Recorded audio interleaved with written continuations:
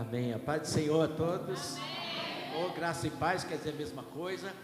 Paz é shalom do Senhor, Jeová, do Senhor. Graça e paz. Tenha a alegria e tenha a paz. Foi isso que Paulo disse para a igreja. Igreja, tenha alegria e paz. Irmãos, nós tivemos a oportunidade de viajar a esse país e ministrando em muitos lugares. Me perdoa se eu talvez não lembre do rosto de todo mundo, mas a Roberta me abraçou lá atrás, eu fiquei perdido, chamei ela de Ana Paula. Me perdoa, Roberta. A Ana Paula me achou, o pastor Adilson passou por mim, me viu lá no Atílio Marotti. Eu estava vestido de servente de pedreiro, ele mesmo assim me cumprimentou. Nós reformamos uma casa onde nós vamos morar novamente em Petrópolis. E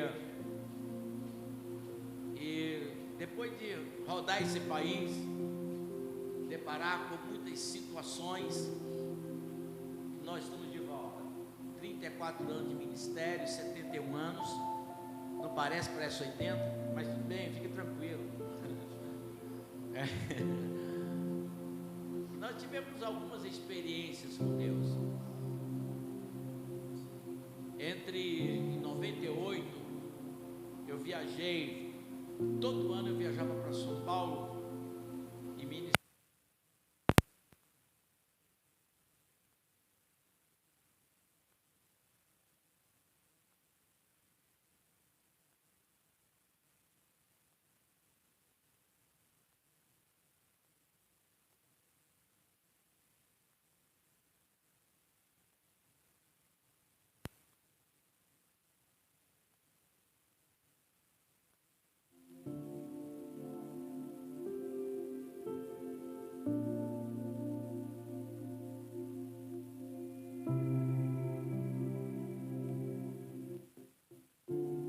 Gente lá, ele disse: tem, então é lá mesmo.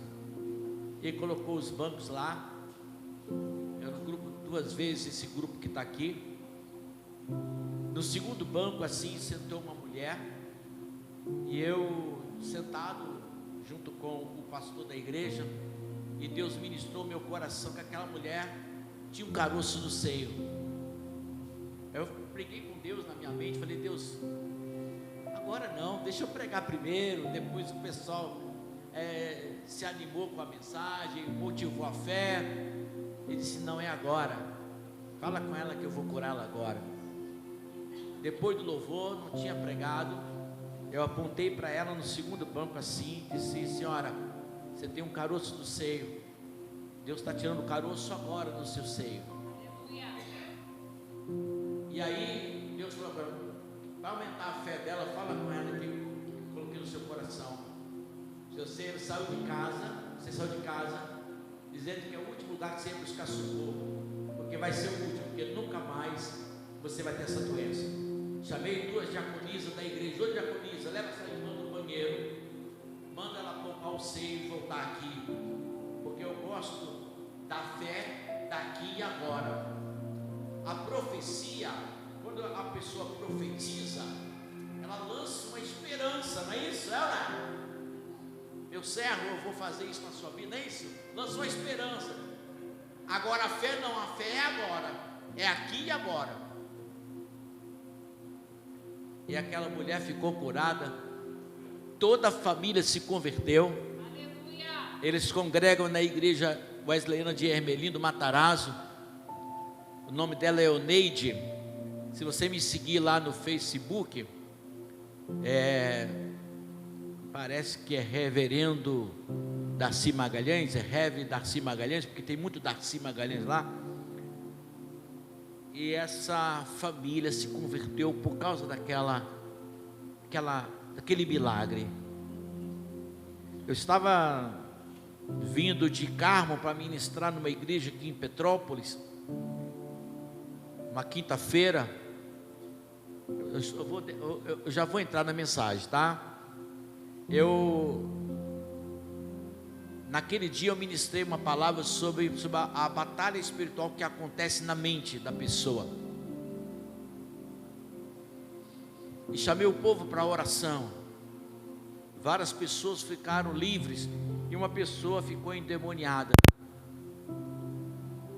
Eu chamei a equipe de louvor, começamos a ministrar. Depois da cura vem avivamento. Depois do quebrantamento vem a presença de Deus. Aí os 3 pastores estavam expulsando o demônio daquela pessoa e o demônio não saía. E eu falei: Jesus, será que eu vou ter que ir lá? Às vezes você pode me achar com cara de doido, mas eu sou doido por Jesus, sou apaixonado por Ele. Eu tenho cara de ser meio pancado, né? Tem? Não tem? Mais ou menos.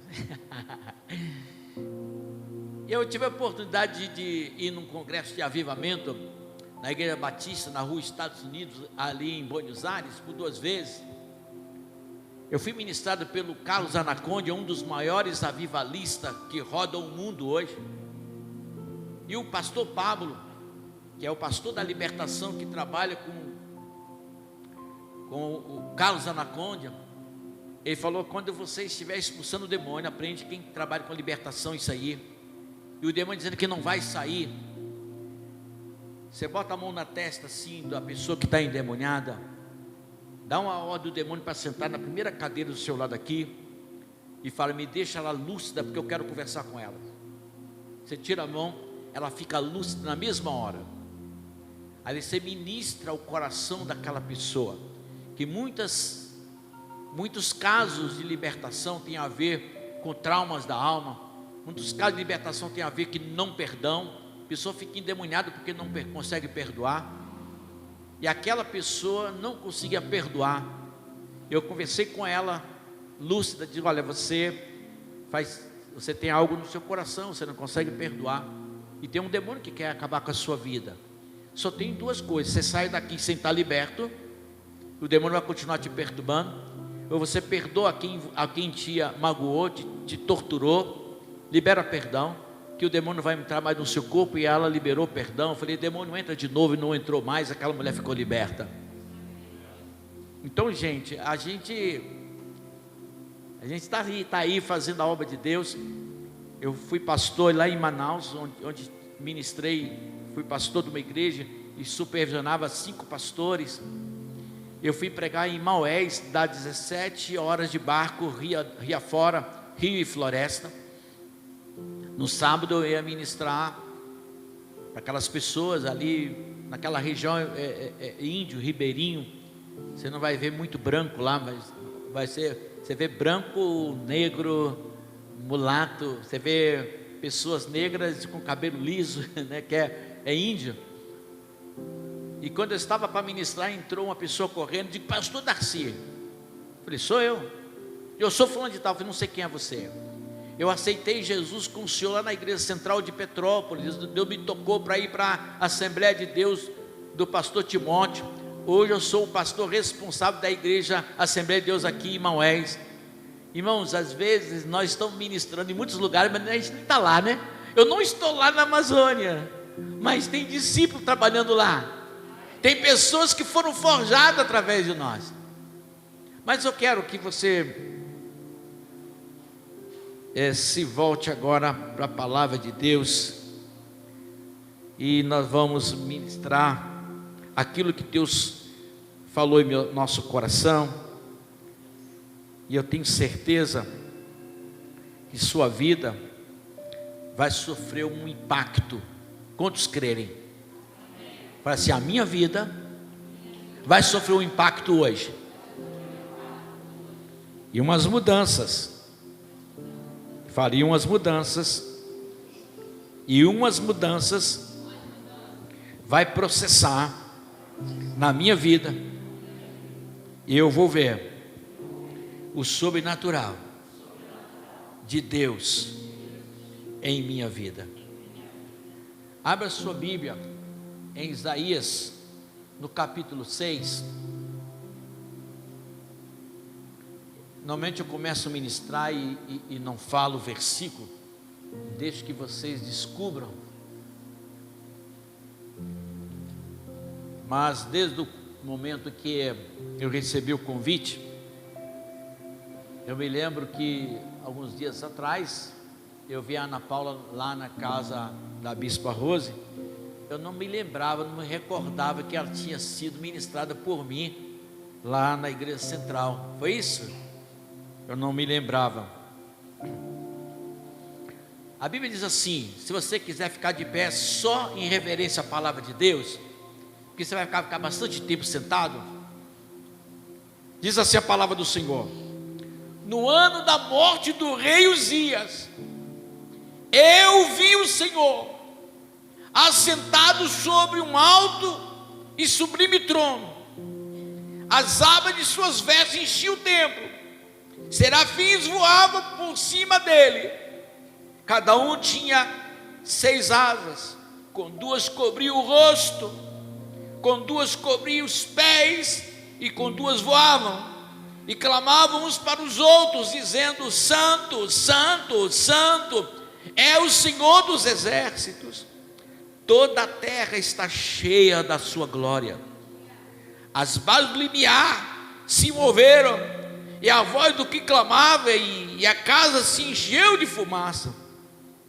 Então disse eu: ai de mim, estou perdido, porque sou homem de lábios impuros, habito no meio de um povo de impuros lábios, e os meus olhos viram o Rei, o Senhor dos exércitos. Então um dos serafins voou para mim, trazendo na mão uma brasa viva, que tirava do altar, e com a tenaz, com a brasa tocou a minha boca, e disse: eis que ela tocou os teus lábios, e a tua iniquidade foi tirada, perdoado os teus pecados. Depois disso ouvi a voz do Senhor que dizia: a quem enviarei? A quem há de ir? A quem enviarei? E quem há de ir por nós? Disse eu: eis-me aqui, envia-me a mim. O Senhor abençoe a sua palavra. Vou poder sentar. Eu quero aproveitar que o pastor Adilson já orou por mim, e a gente vai orar no final. Irmãos, avivamento acontece em meio a crises. Todas as crises, ela nos envolve, ela nos leva para a presença de Deus. A crise, ela precisa acontecer, porque nesse momento da crise, eu vou descobrir a minha identidade, o meu lugar no reino, o meu lugar no propósito do rei.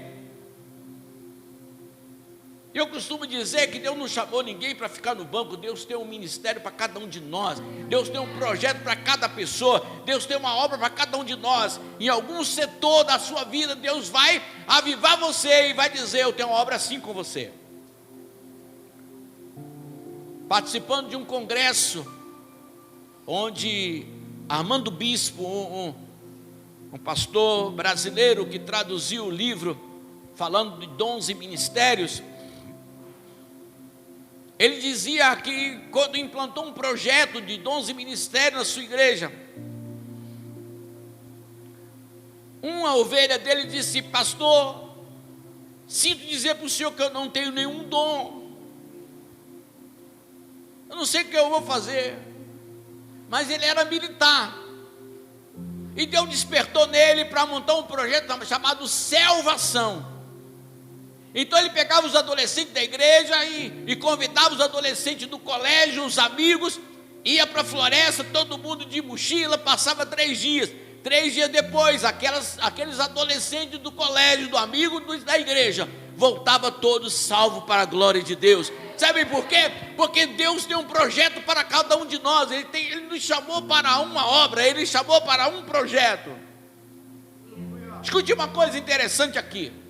A primeira coisa é que Isaías era parente do rei, ele era sobrinho do rei. O que me chama a atenção, que o rei diz: vai lá, Isaías, profetiza. Isaías profetizava e o rei assinava embaixo. Digo: ó, está aprovado. Escute bem uma coisa: quando você descobre que aquele seu discipulador, ele te soltou, ele deixou você ir, É porque Ele não quer que você fique carregando muleta. Porque às vezes o discipulador está a vida inteira cuidando do discípulo e ele não solta o discípulo, porque ele precisa caminhar com as próprias pernas, ele precisa se movimentar sozinho. Você pode observar uma criança quando ela está pequenininha, você chega na frente dela, vem filho, vem, e ele levanta e começa a andar e cai, você corre e segura. Vai chegar um dia que aquela criança ela vai andar a casa toda e vai correr a casa toda, feliz da vida, porque agora ele descobriu que ele pode caminhar sozinho. As crises, elas nos chamam por uma responsabilidade, queridos. Prestem atenção nisso. Eu não gosto que você ore para que Deus termine com a tribulação que está acontecendo com você. Você precisa orar que no meio da tribulação você vai descobrir o seu propósito. Aleluia!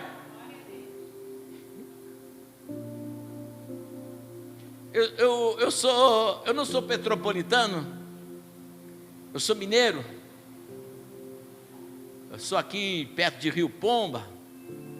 Daqui deve dar uns 200 quilômetros mais ou menos daqui. Eu cheguei aqui na cidade em 65, 66, um menino, e às vezes ainda não nasceu, vai nascer um livro, eu já tenho algumas coisas escritas, mas vai nascer um livro da minha história. O primeiro livramento de morte que eu tive foi dentro do rio, lá na minha cidade. Eu e meu irmão mais velho, cismamos de atravessar o rio na pinguela. Quem sabe o que é pinguela aí? Sabe? É uma madeira que se coloca no meio do rio, e você atravessa em cima dela, e o rio encheu, e a água estava pegando na madeira, e ela estava sacudindo. E o meu irmão mais velho do que um ano só disse: duvido que você atravessa. Eu disse: me dá a madeira, me deu o bambu. E o bambu eu fui escorando no fundo do rio. Quando chegou no meio, o bambu afundou todinho. E eu caí dentro d'água. Eu devia ter uns 5 anos. Você pode rir porque não foi com você, mas foi sério. O meu irmão mal sabia nadar e ficou na beira do rio mexendo no capim para tentar me puxar. Numa roça, uma distância daqui, na parede lá, tinha um primo capinando em volta dos pés de milho mas ele era surdo. O meu irmão gritava, e ele não via e também não escutava. Por livramento de Deus, a água me trouxe na borda do rio. Meu irmão me deu a mão e me tirou. Eu acredito que situações como essa me levam a refletir, porque se houve livramento, porque tem propósito. Se houve livramento, porque tem obra. Se houve livramento, porque Deus quer fazer alguma coisa. Quanto estou entendendo? E eu vou dizer para você, não se preocupe comigo. Cada um de nós vamos ter a nossa própria experiência com Deus. Eu quero ser igual o pastor. Não, seja igual você mesmo. Uma vez num congresso de Mauro Cerulo disse uma coisa dessa: quantos gostariam de ser igual Davi? Quantos gostariam de ser igual Moisés, que libertou o povo de Israel? Quantos gostariam de ser igual Elias, que foi transladado vivo? E ele disse: não seja como Davi, não seja como Moisés, não seja como Elias, seja você mesmo na mão de Deus. Às vezes, irmãos, há situações que nós temos que ser sinceros conosco mesmo e ter uma conversa franca com Deus. Qual é o meu lugar no reino? O que o Senhor quer comigo? Assim que eu aceitei Jesus, em 1978, eu estava dentro de um centro de macumba. Eu tinha feito corpo fechado, eu tinha 3 colar no pescoço, de Oxóssi, de Oxalá e de Ogum. Ogum é São Jorge, Oxóssi é São Sebastião, e Oxalá é o Jesus da Umbanda.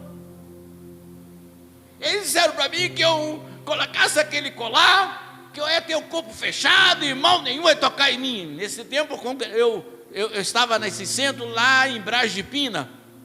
Você pegou aqui, depois de Caxias, que passa o viaduto para pegar o Brasil, ali em cima é cidade alta, desceu, tem o edifício Regina, entra numa comunidade ali perto, uma favela ali perto.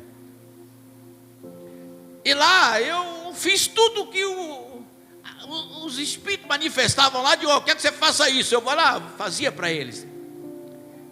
Interessante que eu notava que aqueles espíritos que manifestavam não se dirigiam a mim para falar nada. Não é que eu era mais poderoso do que ele, mas eu sabia de uma coisa, que havia um todo-poderoso que estava me guardando, me protegendo, para que eu não fosse influenciado por aquela doutrina. Mas no dia 27 de setembro de 1978, nós fizemos uma festa para Cosme e Damião.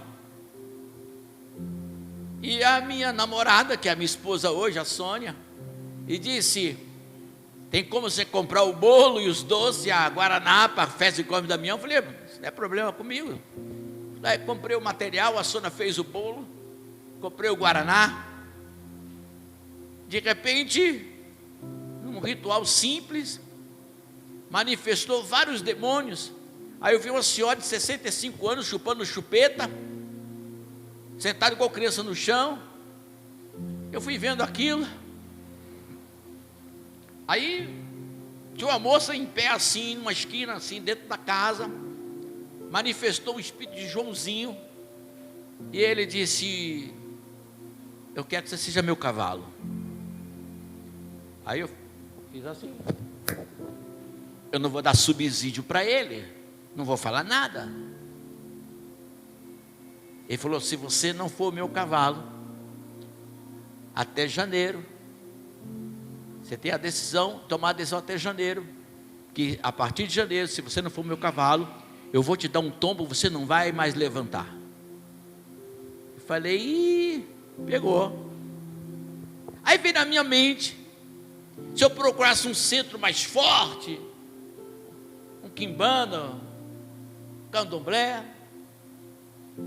Aí via na minha inocência, eu dizia: não, eles vão estar lá, são os mesmos. E eu ouvi uma voz assim, ó: procura o Deus dos crentes, Ele pode mudar a sua vida. Irmãos, eu ouvi a voz de Deus no lugar de crise de identidade, crise de decisão, crise de mudança, aos 22 anos, uma crise interna, uma crise que precisava ser sanado, um vazio que precisava ser preenchido, porque ninguém vai para determinado lugar porque ele vai lá, ele vai porque ele quer buscar, ele está buscando Deus, irmão. Eu estava buscando Deus, porque lá na abertura também se lia a Bíblia, mas eu encontrei o Todo-Poderoso, eu encontrei o Rei dos Reis, o Senhor dos Senhores, e Ele mudou a minha história, Ele mudou a minha vida. Saí dali, minha mãe nova convertida, sabe, que é aquela pessoa que estava apaixonada por Jesus. Ela disse: vou te levar da igreja, e o pastor vai orar por você, você vai ficar liberto. Falei: qual que é, mãe? O que está pegando? Aquele cabelão desse tamanho, Black Power, só os bailes, festa. Ela não falou, não, ela falou com autoridade: vou te levar, e o pastor vai orar, e tu vai ficar liberto. Quarta-feira, 3 horas na libertação. Eu trabalhava como auxiliar de enfermagem em 2 hospitais na cidade. Naquele dia era minha folga, quarta-feira. Aquela quarta-feira foi o dia da minha mudança. 49 anos de convertido, apaixonado por Jesus. Parece que eu aceitei Jesus ontem. Eu continuo acreditando em grandes milagres, eu continuo acreditando que Deus ainda faz, eu continuo acreditando acreditando que Deus ainda pode mudar a história. Eu acredito nisto, irmãos.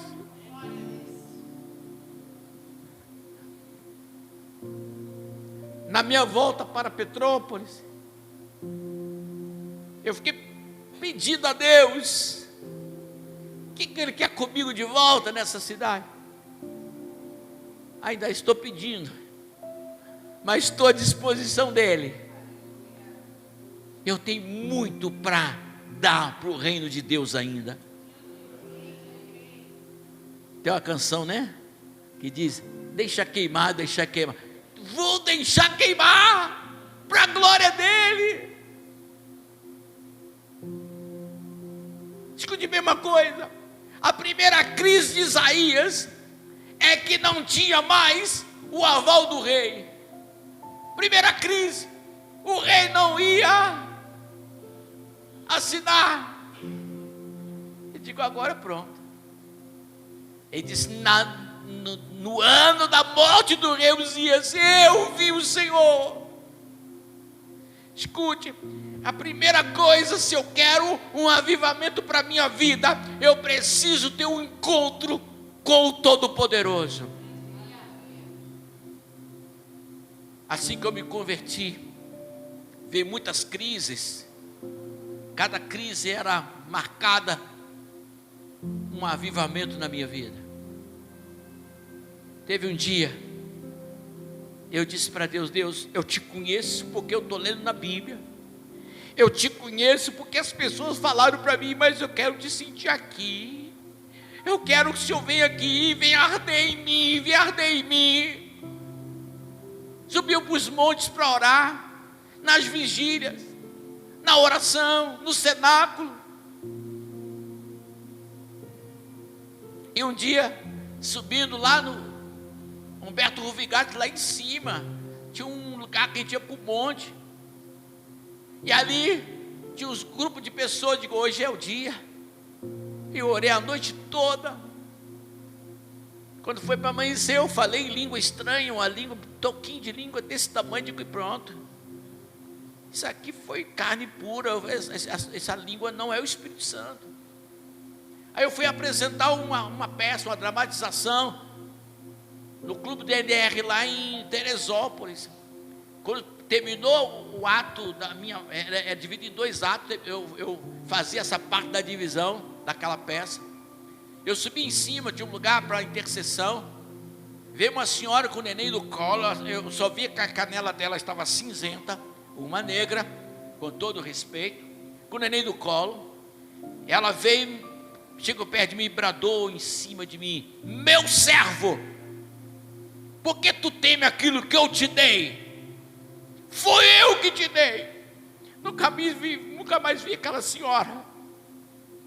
Abra tua boca, eu vou te encher agora. E eu falei em língua quase aquele culto todo. Nunca mais eu esqueci aquele dia na minha vida. Eu estava em crise, eu precisava mudar.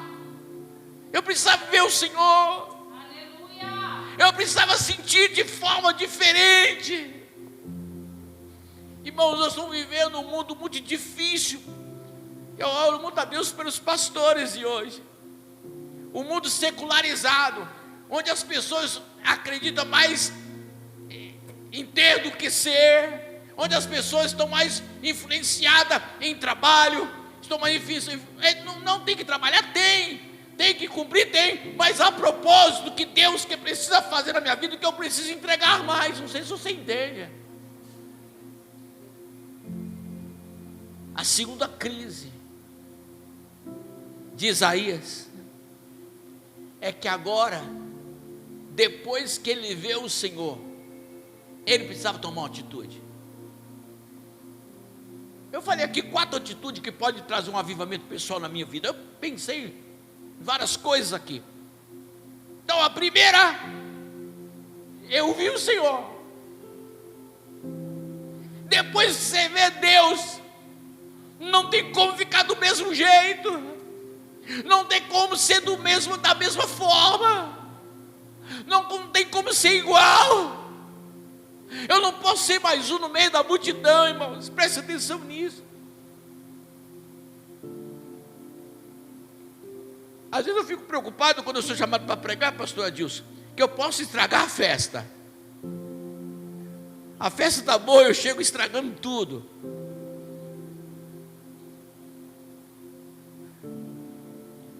Sabe por quê? Porque nós estamos num momento especial para a igreja, no momento que as ferramentas para a conquista das multidões estão nas nossas mãos. Estamos num momento tão especial, mesmo que em crise financeira mundial ou brasileira, ou crise espiritual, nós temos o Senhor do nosso lado. Mesmo assim, não estamos fazendo discípulo como deveria ser feito. Agora eu vou criar uma crise dentro do seu coração agora.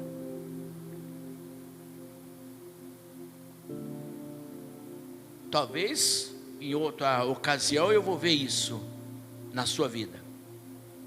Você já imaginou que aqui deve ter uns 30, 40 pessoas? Você imaginou que vocês que estão aqui hoje, cada um trouxesse 5 discípulos, essas cadeiras não ficariam vazias? Porque Deus nos chamou para fazer discípulos, irmão. Ele não falou para pregar. Pregar é fácil. Você tem que pregar, você tem que discipular, você tem que consolidar e acompanhar. Eu vou falar uma coisa que me aborrece. Quando eu falo isso, a pessoa me procura: pastor, eu ganhei o José, eu ganhei o Antônio, o Pedrinho, está tudo lá na outra igreja. Graças a Deus, né? Pelo menos está salvo, né? Não, a Bíblia diz que os primeiros a desfrutar dos frutos que você conquistou é você. A igreja metodista livre está aqui e você é mentoreado por ela. Os discípulos que você ganhou acompanham você. Você é discipulador, é conquistador de almas. Eu e você. Eu não gosto de usar você, eu gosto de falar nós. Eu me incluo nessa história também.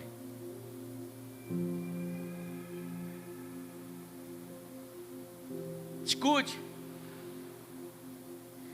Quando ele vê os serafins adorando,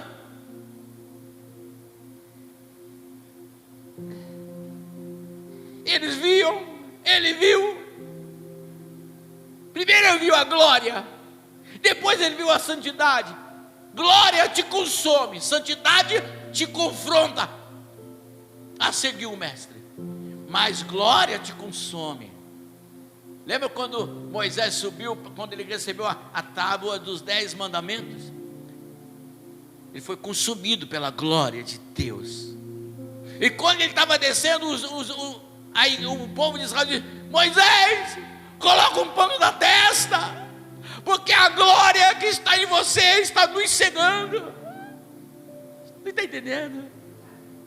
Porque quando você vê a glória, não é mais você, é a glória de Deus, é o Espírito Santo, é a glória de Deus na sua vida. E aonde você passa, as pessoas vão parar e vão querer saber aonde você encontrou aquele negócio extraordinário na sua vida. E aí começa a acontecer, as pessoas começarem a seguir a Cristo por causa da glória que está em você. Quantas vezes eu passei nessa cidade, indo para a igreja central de Petrópolis. Eu estava indo para a igreja central de Petrópolis, andando para ir para o culto, e uma pessoa passou por mim. Ele parou assim, ficou assim. E eu olhei: quem é você? Sou eu, um servo do Todo-Poderoso. Um dia eu estava ministrando uma igreja, uma pessoa não tinha entregado a vida para Jesus. Quando acabou o culto, ela disse: pastor, que mágica é aquela em cima da sua cabeça? Um fogo andando na sua cabeça, o que é aquilo? Falei: senhora, você está vendo a glória de Deus e não foi consumido por essa glória, porque o dia que você for consumido, você não será mais a mesma. Talvez eu estou mexendo com algumas estruturas da sua vida hoje. Talvez você tenha que desconstruir algumas coisas na sua vida, para que o Espírito Santo venha construir aquilo que Ele quer projetar na sua vida, para que você se torne um conquistador de multidões.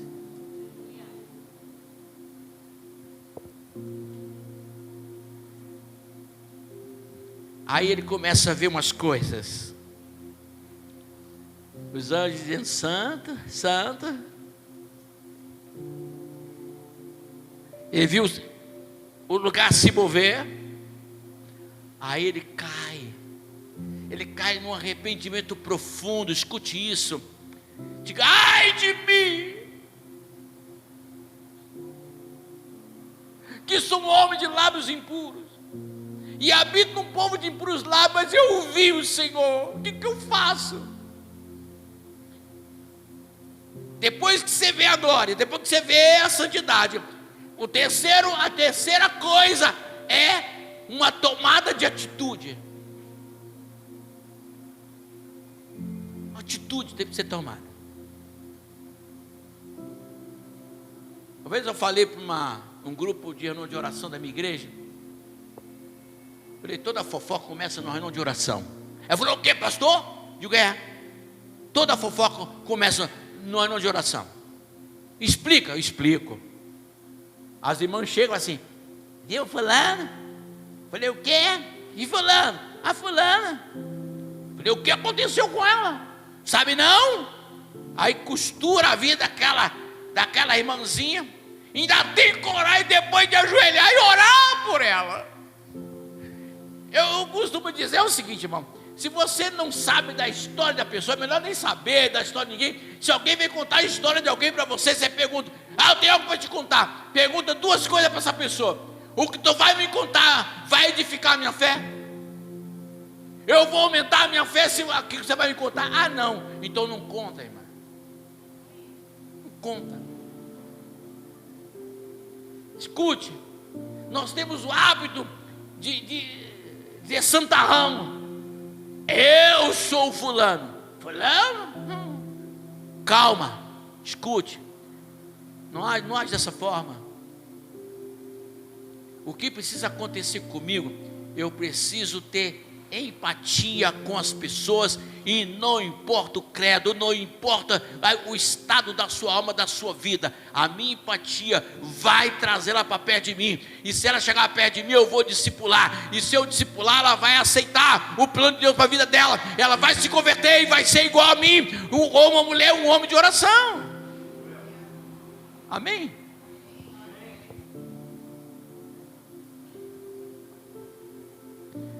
Agora ele descobre que ele era profeta e que tinha língua grande. Olha aqui,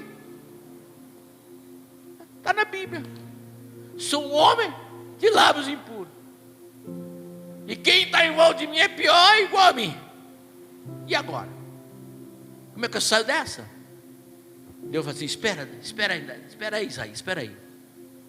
Deus fez sair uma brasa viva do trono, tocou na língua dele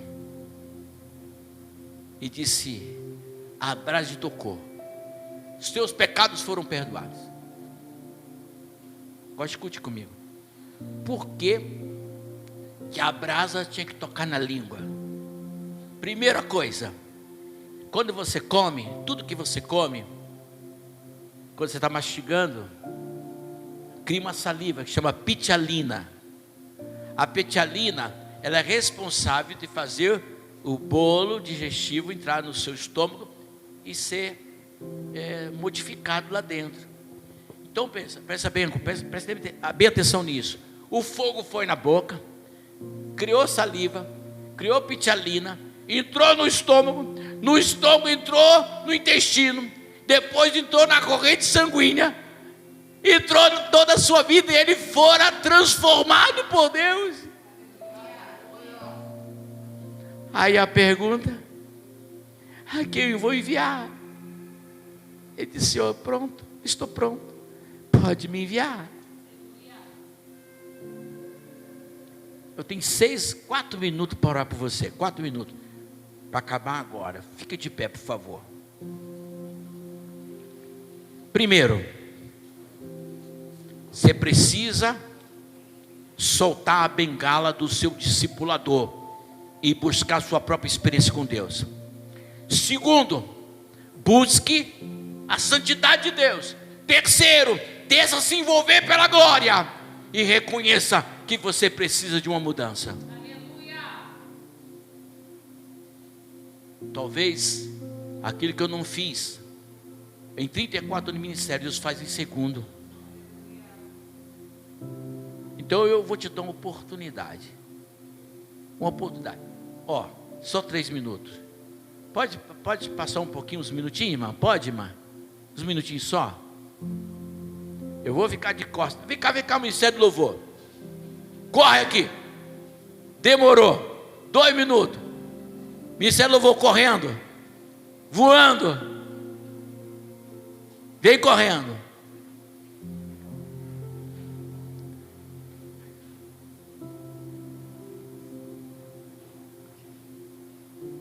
Enquanto eles se preparam, você vai sair do seu lugar.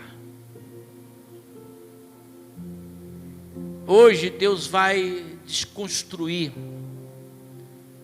qualquer religiosidade na sua vida. Ele te chama de filho.